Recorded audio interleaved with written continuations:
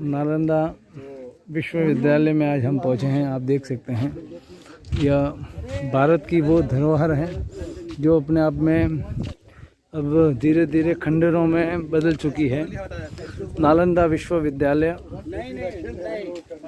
इसके आप देखें। स्वागत है। देखिए हमारे साथ यहाँ के नालंदा के गाइड हैं। आपका शुभ नाम? प्रवीण कुमार को। प्रवीण कुमार जी हैं। नालंदा के नगर संयोजक भी हमारे साथ हैं और त्रिलोकीनाथ विश्व हिंदू परिषद के गौरक्षा प्रमुख 4 स्टेट के त्रिलोकीनाथ बागी जी भी हमारे साथ है। तो हमें आप यहाँ इसके बारे में कुछ विशेष जानकारी दें कि इसका निर्माण कौन से ईसा में हुआ था। जी मेरा नाम तो प्रवीण कुमार हुआ। मैं नालंदा का जितना भी गाइड है उनका वाइस प्रेसिडेंट हूँ और मैं नालंदा का हिस्ट्री अब देने जा रहा हूँ कि नालंदा दुनिया का फर्स्ट रेसिडेंशियल इंटरनेशनल यूनिवर्सिटी था। ये दुनिया का पहला अंतर्राष्ट्रीय आवासीय विश्वविद्यालय था जहाँ से पूरे विश्व के लोग हमारे यहाँ विश्व गुरु बनने के लिए आते थे।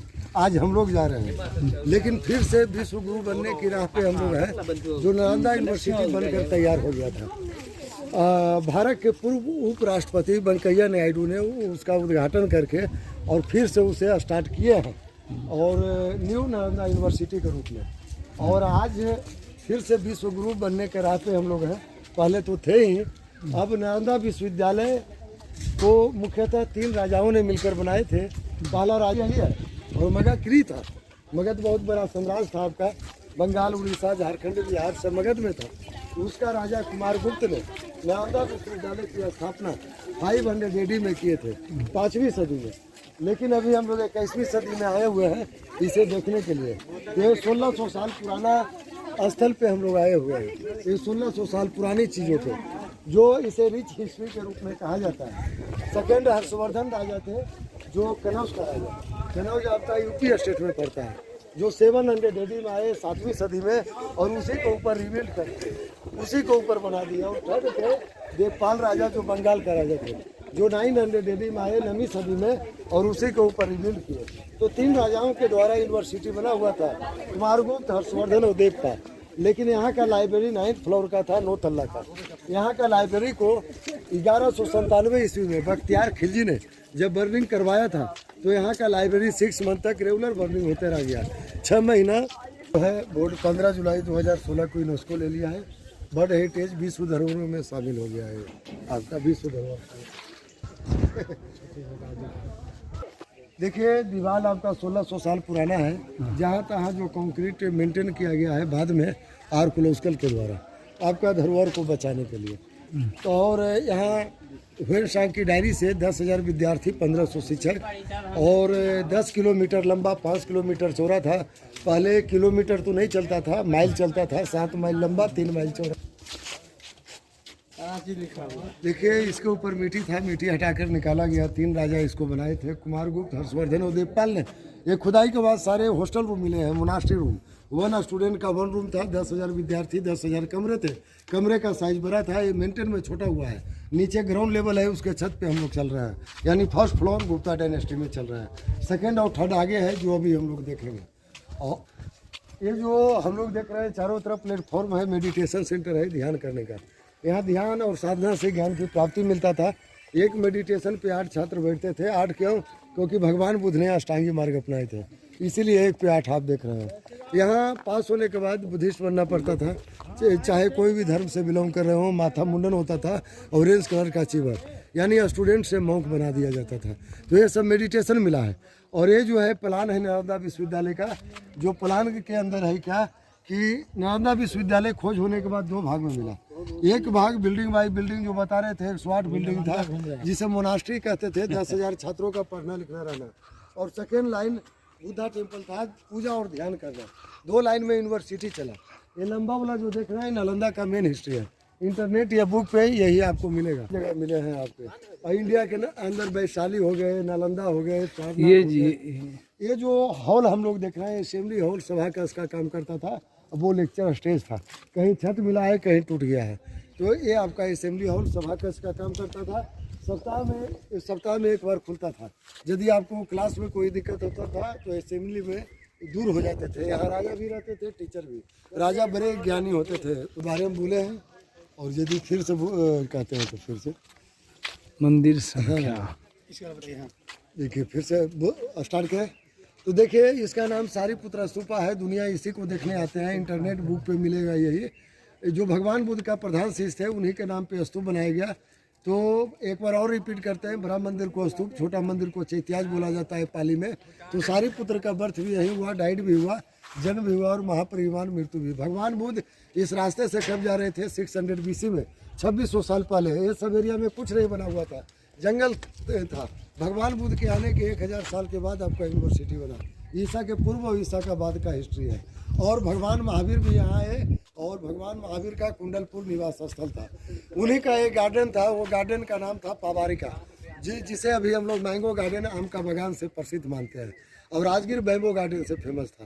तो जितने भी स्तूप बनाए थे सम्राट अशोक, यहाँ भगवान बुद्ध और भगवान महावीर का टेम्पल मिला ज्वाइंट, जो इसकी राजधानी राजगिरी तक दिखाई देता था। बाहर से लोग नतमस्तक कर लेते थे। अब देखिए छोटा छोटा टेम्पल है, जो 108 टेम्पल था, 32 छात्र पे एक क्लासरूम, 32 छात्र पे एक मंदिर पड़ता था। और जो भी यहाँ टेम्पल मिला टुकड़ा टूटा हुआ, जो म्यूजियम में आपका रखा गया है। बहुत सुंदर देख रहे हैं किस प्रकार से ये हमारी जो धरोहर है धीरे धीरे अब खंडरों में बदल चुकी है।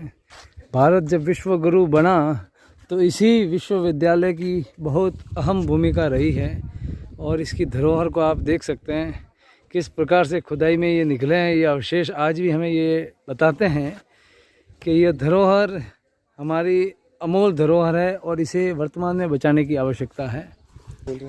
देखिए किस प्रकार विदेशी लोग हमारे देश में आकर नालंदा विश्वविद्यालय को समझने का प्रयास कर रहे हैं बहुत सुंदर ढंग से।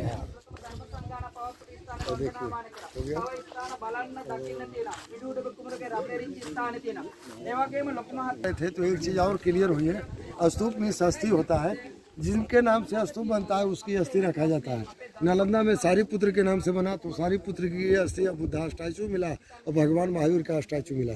और सांची स्तूपा भोपाल जाइएगा तो वहाँ महामोगलायन स्तूप नाम है, वहाँ महामोगलायन जो भगवान बुद्ध का शिष्य थे उन्हीं के नाम से बना।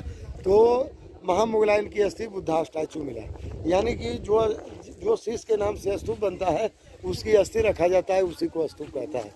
यही है आपका।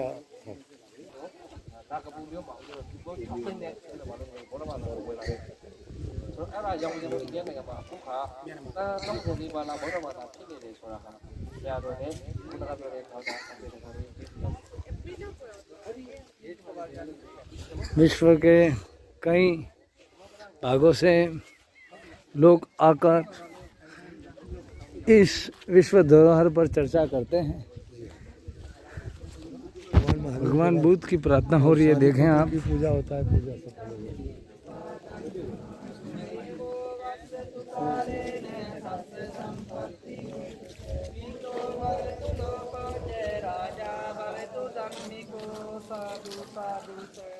किस प्रकार से बहुत भिक्षुक अपने आराध्य बौद्ध की प्रार्थना कर रहे हैं। नालंदा विश्वविद्यालय की धरोहर में हमें बौद्ध महावीर के अवशेष भी प्राप्त होते हैं। टेम्पल है, हाँ यहाँ जो भी बुद्धा टेम्पल है, महावीरा टेम्पल मिला। तो जो टुकड़ा टूटा हुआ मिला भी आपका म्यूजियम में रखा गया है। काला तेल गिराकर विदेशी लोग पूजा करता था, इसीलिए इसको गेट को बंद कर दिया 3 साल पहले और क्लोज कर दिया। चीज क्या है लेकिन बढ़ गए कि चलिए दिखा देते हैं महाराज जी के, इनको ज़्यादा ये करना है। ये सब स्टोन पिलर, पत्थर का पिलर था और ये ढका हुआ था। दोनों तरफ बुद्धा स्टैचू था, भगवान बुद्ध का प्रतिमा। आगे द्वारपाल द्वार पंडित होते थे। एक बिल्डिंग से जो 32 छात्र जाते थे मेडिटेशन के लिए, तो आने के समय परिक्रमा करते हुए एक मंत्र पढ़ते थे जो सुने होंगे, बुद्धम शरणम गच्छामि, धम्मम शरणम गच्छामि, संघम शरणम गच्छामि, बोलते हुए क्लासरूम की ओर आते थे। ये देखिए हम लोग क्लासरूम की ओर आ गए। बुद्धं शरणं गच्छामि। देखिए हम लोग नेक्स्ट बिल्डिंग में आए हुए हैं। एक बिल्डिंग में 32 रूम बता रहे थे ना, 32 कमरे, वो लेक्चर स्टेज, क्लासरूम, बीच में ड्रिंकिंग वाटर, क्लासरूम के बीच में कुआं होता था, एक द्वार कुआं था, जी हाँ। और 3 राजा बनाए थे जो बार बार बता रहे थे, नीचे कुमारगुप्त, बीच में हर्षवर्धन, इसके ऊपर पाला बनाए। तो ये जो देख रहे हैं कि यहाँ पे जो है प्रैक्टिकली प्रायोगिक अध्ययन का क्लास होता था जो आर्कोलॉजिकल ने पोस्टर किया है पहला राजा में। लेकिन दूसरा राजा में देखिए इसका प्रैक्टिकल का जो है ना, प्रैक्टिकल का एक चूल्हा मिला है। लेकिन हर्षवर्धन बाद में आए दूसरा राजा, तो इसे सामूहिक भोजन के उद्देश्य से बना दिए। तो एक किचन हॉल का भट्टी के रूप में इसको मैंने निर्माण कर दिया। तो खाना यहाँ दिन में एक ही बार बनता था, काठ की लकड़ी डलता था, खाना दिन में एक ही बार बना, चावल दाल और घी। रात में अमृत भोजन होते थे, दूध दही मक्खन घी, जो 200 गांव का टैक्स आता था। वेल सांग अपने डायरी में चर्चा किया है कि नालंदा का आम अमृत के बराबर होता है। इस तरह से आज तक चर्चा हुआ। ये चारों तरफ चल इसीलिए बुलाए थे और कोई बात नहीं। इनका भी थोड़ा सा फोटो